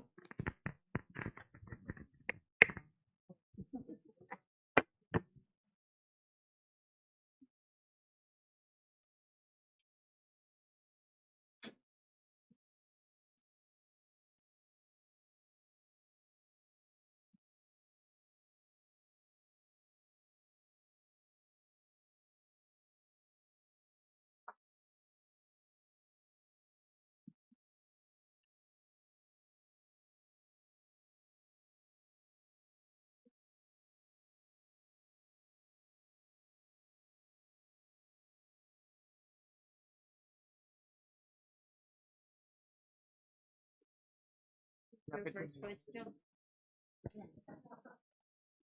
UA. Yun lang pong tamang messaging ang dapat makatating sa tao kasi alam naman po natin doon po sa social media ang dami pong mga false news, fake messages. So ginagawa po ng aming health promotion po 'yan pati ng ating PIO para po sa tamang messaging sa lahat ng constituents sa Parañaque. Yes, nagkakaroon po kami ng barangay, lalong-lalo na po sa mga senior citizen. Nagkaroon po kami ng mga caucus to our federated officers at binababa po yun sa lahat po ng ating mga members para po sa tamang messaging sa lahat po ng ating pong sektor dito sa city. From the 20% po a month ago, nag-improve po ba today, for example? Yes, yes. Malaki po. Malaki na-improve. Hindi ko lang po makuha ang data pero nag-improve po siya. At yung pong aming ongoing registration, ibibigay po sa inyo ni Dr. Olga yung data po noon. Pero maganda po yung aming online registration na natanggap ng tao, pati po yung manual registration na ginagawa sa health center. More than half na po ba? Hindi magpapakita mga residents. Close to 50%. Hindi pa kami umaabot ng 50%. Wastage, for example, kung halimbawa dumating sa vaccination site, na nakalista po doon, and then yung handling po ng bakuna kasi, well, mentioned kanina yung readers, etc. But according to Secretary Gavin, dapat professional yung handling nito para ma-maintain yung temperature, especially for vaccines na sensitive po sa. Yes, kalina bilanggit po namin na mapalad kami sa Parañaque kasi meron kami mga professional na logistic company dito. Katulad po ng Swilig na isang pharmaceutical company po yon na ready po siya sa lahat po ng type ng mga refrigerant based sa brand ng vaccine na ito. So from the airport to the storage to the vaccination center, naka-arrange na po yan doon po sa ating Swilig Logistic para po pagdala po doon. At yung pong ating pong mga magpapabaksin, naka-pre-register po siya. Pag hindi po nakadating po doon, kung sino po yung available po doon na nag-walk-in, ibibigay po namin yon. Pero papas po muna sa counseling po yon, pati po sa kanila pong medical check-up. Yes, yung mall na isang vaccination center po natin, may generator po yon. Kompleto po siya. And we make it a point, yung aming OSPAR 1 and OSPAR 2, meron rin pong generator po sila. Po para sa mga pagkakaroon ng adverse event or adverse effect po mula sa virus. Pero po ba ang LGU? Yes. Aside sa national government ang tutulong po sa amin, ay meron po tayong 2 city hospital managed by the city. Yan po yung hospital ng Parañaque 1 and hospital ng Parañaque 2 to cater para doon sa mga adverse reaction doon po sa vaccine.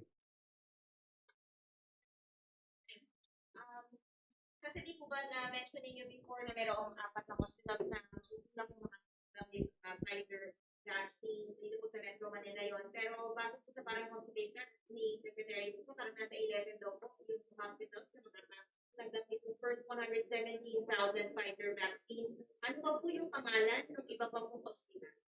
Yung lahat po ng mga napag-usapan po namin kahapon for the information of everybody, yung National Immunization Technical Advisory Group, yung NITAG, ay nagpalabas po ng kanilang resolution ng tinatawag nating priorities. Unang-una po, yung pinatawag nating COVID-dedicated hospitals, ito yung 4, at in-expand po yung sa mga tinatawag nating mga referral hospitals nandito sa Metro Manila. Kasama na po yung Heart Center, yung NKTI, and then yung other hospitals dito po sa Metro Manila. And also yung SPMC, yung Southern Philippine Medical Center, at saka Vicente Soto. So meaning yung mga hospital po na yun in-identify dahil kasi para po magkaroon po tayong tinatawag na systematic preservation ng hospital institution, particularly yung mga nagre-receive ng COVID cases, including yung tinatawag nating mga private hospitals. So ang ating pong priority is COVID dedicated hospital, COVID referral hospital national, and then yung tinatawag nating LGU hospitals and also private hospitals. But for the 117,000 doctors, so apart from the 4 you mentioned, Heart Center, NKTI, SPMC, Meron po sa ano sa SPMC sa in Davao, and also yung Vicente Soto is in Cebu. And then hindi ko pa ma-elaborate. I believe si Dr. Rosette Bergere will announce all of these hospitals.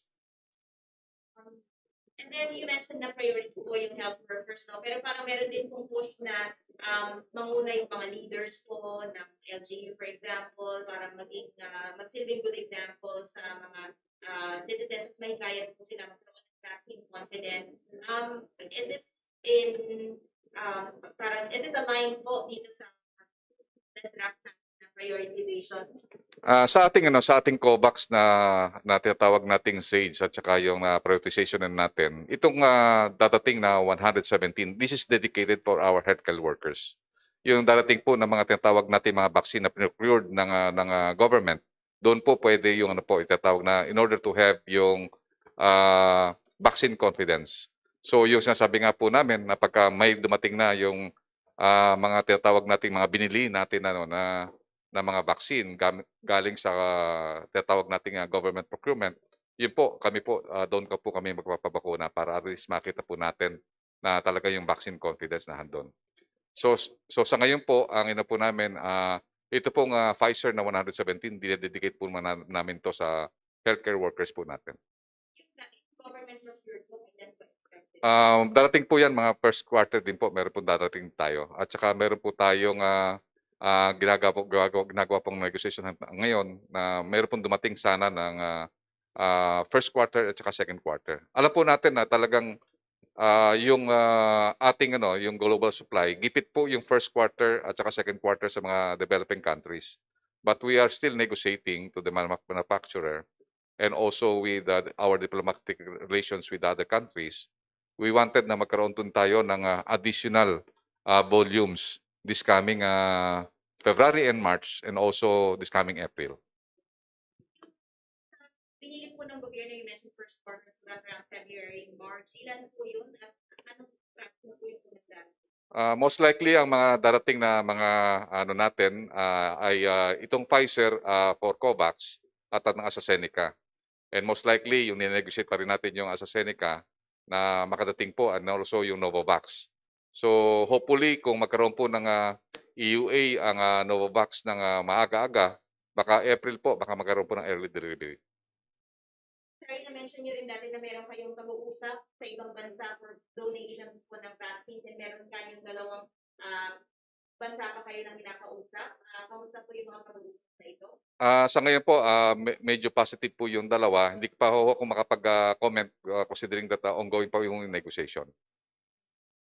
Dalawa pa rin po or nag-increase na ba yung pinag-uusap? Sa ngayon po, dalawa pa rin po yung nakausap natin. Yung isang country na nakausap natin ngayon is most likely ang tutulungan niya is yung capacity building ng DOH at saka ng RATM.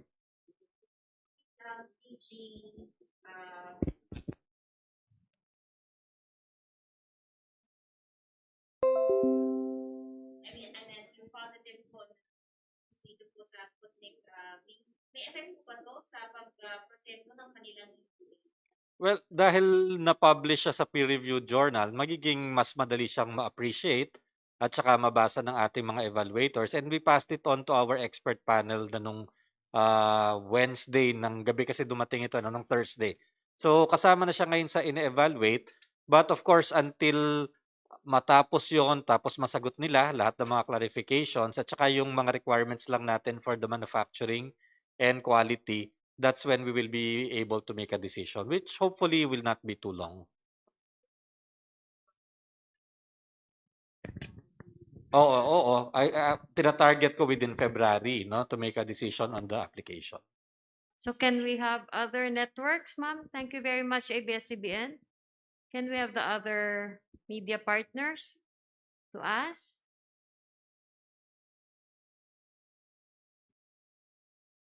Are there any more questions from the floor? This is your chance and your opportunity, especially to clarify on things with our COVID-19 vaccination.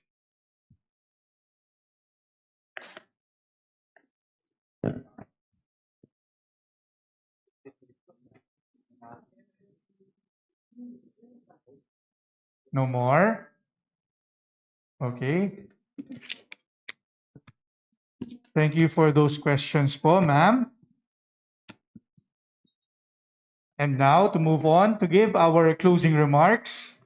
Since we have already met Superman and Wonder Woman, to complete our Justice League, may I call on our Batman from our city, our Honorable Jose Enrico Goles, our Vice Mayor.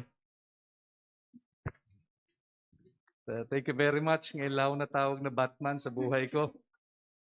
And by the way, tulad ng sinabi ni Secretary at syempre ng ating punong lungsod, hindi ko rin po alam kung nasan yung Air Force One. Kaklaruhin lang po natin. Good morning po sa inyo lahat, sa lahat po ng health practitioners natin, sa lahat po ng ating mga bisita dito, and of course sa ating Mayor. Palakpakan po natin Mayor Edwin Olivares.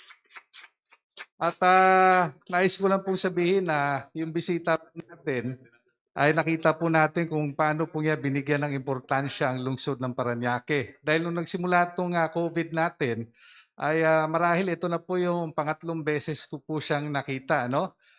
I cannot find a better person to lead the vaccine czar, not only here in Parañaque but the whole Philippines, considering yung kanyang record sa military. Sa mga nandito, alam niyo naman po, ang pamilya po namin ay bago po pumasok sa serbisyo publiko. Kami po ay nagsimula sa military. No? Ang aking lolo po nasa Philippine Navy, ang aking tatay po nagsimula sa Philippine Navy, ang uncle ko rin po nasa Philippine Navy, at syempre ang aking ama ay nasa Philippine Navy din, class of 70 sa US Naval Academy. At masasabi naman po natin na itong tao na to ay sabi nila, no? You will know your soldiers by the ribbons and the pins they wear. At kita naman po natin ang ating bisita. Napakaganda po ng mga awards. Order of Lapu-Lapu, Philippine Legion of Honor, Order of Lacandula. At ito po, pambihira po to sa isang sundalo. Dahil sa isang sundalo po, pribilehiyo po ang combat. At siya din po ay Wounded Personnel Medal Awardee, ang ating Secretary Charlie Galvez. Palakpakan po natin si Secretary Galvez, no? Maraming salamat po. Kanina habang pinakikinggan ko po yung COVID plan po natin, ay ako po natutuwa dahil po sa plano hindi lamang po para sa Parañaque, sa buong bansa.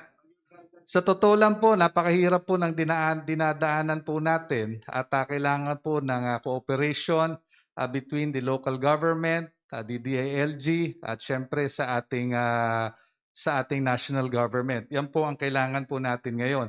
At ang masusing paraan po rito, yung mga plano po dyan, ay ma-implement po nating mabuti. I read somewhere that every plan, no, lahat po ng plano po ay useless po yan kung hindi po natin ma-implement ng mabuti. At nakikita ko po sa City Government of Parañaque, sa pangunguna po ni Mayor Edwin Olivares, handang-handa po ang lungsod ng Parañaque. Palakpakan po natin yan. Binabati ko rin po, baka magalit ang aking kumpare dito, no? Si Yusek Epi Densing, palakpakan po natin. Tama po yun. Ang kailangan po natin dito talaga, information dissemination. Ako po bilang Vice Mayor at isang public official, ay araw-araw po ako umiikot sa ating lungsod at pag may nakita ako nagpupulong-pulong, ay nakikipagkwentuhan ako sa kanila. Totoo po yun. Mababa po yung trust rating pagdating sa vaccine. At I have came to the conclusion sa pakikipag-usap sa kanila ay mukhang mas naniniwala sila sa negative na news. Kaya importante po para sa atin, lalong-lalo na sa ating lungsod, ay maibigay po natin sa ating mga kababayan yung proper information. Kaya po ako po bilang public official ninyo, tuwing bumababa ako ay nagbibigay ako ng kung ano man yung konting kaalaman ko. No? Sinasabi ko sa kanila, yung vaccine na yan ay pinag-aralan, ito po ay dadaan sa masusing pag-aaral ng FDA. Hindi po nila aprubahan yan kung ito po ay makakasama sa katawan ng mga katauhan. Sana po, Doktora, may maano natin tong information na to at ako po'y tutulong pagdating sa information dissemination. At hindi lamang yun, Doktora, nakita ko po, no, na may kulang po kayo sa encoders. May mga staff po ako dyan na hindi naman po masyadong marami ginagawa. I-assign ko po sa inyo next week. We will just have the right documentations para po ma-assign ko po sila, madagdag. Kayo na po bahala sa merienda. So, sa lahat po na nandito, maraming salamat po sa oras na ibinigay nyo at rest assured po, ang City Council po ay nandyan po parati para sa, of course, sa efforts ng ating city. Kung meron mga kailangan na karagdagan batas, kung meron kailangan na karagdagang appropriations, kami po yung handa para po mag-respond dahil kailangan po dito, teamwork po tayo. Kung ano ang iuutos ng national, kung ano ang iuutos ng local, ang City Council po, gagawa din po kami ng aming paraan at response para po labanan natin itong COVID-19 na to. Yun lamang po, magandang umaga, maraming salamat po sa inyo lahat. Thank you po, Bang. Thank you so much, Vice. And that ends up our program. Please remain seated for lunch will be served. And thank you very much, everyone, for the very active and participative activity. Again, this is Dr. Romer Supangan, your Health Education Promotion Officer. God bless us all. Thanks.